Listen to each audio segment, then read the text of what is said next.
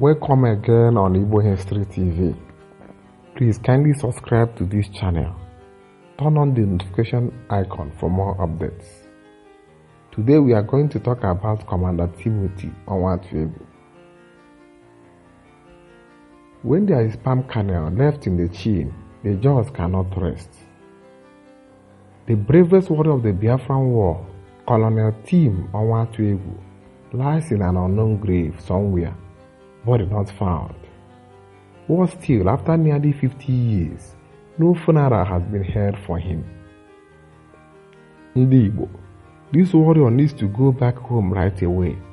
We owe a debt to him, to his family, and to humanity at large. Timothy Onwuatuegwu is beyond a Chikote kind of burial in the mythical grave of the unknown soldier. This man was a one-man brigade. The mention of his name struck terror in the camp of Igbo enemies. Nobody knows how he does it, but his ex-brigade was so spectacularly successful at mowing down the enemy that even fellow Biafrans who wanted a quick defeat of Biafra as a way to mitigate the bloodshed began to undermine him. That is how chaotic the war was. Some Biafran leaders felt that defeating Biafra was the most reasonable way to stop what they believed was an unwinnable war. Teams stood in their way by just destroying enemy camp after enemy camp. It was so bad that they tried to alienate him with Ojukwu and instigated face-to-face confrontation between him and Achuzia.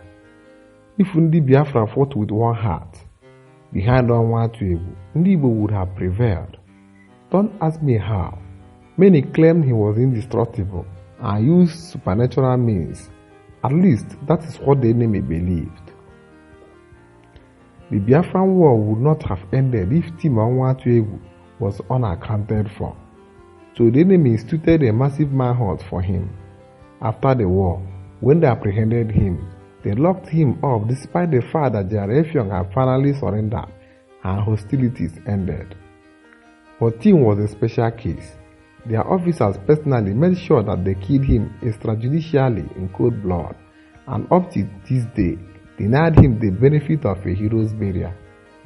That is war crime right here. Ndị Igbo ụmụ ibe m, Timothy survived the war. He did not die in the war.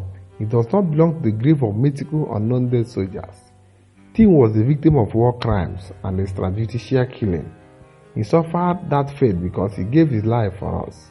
How can we sleep if the spirit of this great warrior roams the earth looking for repose?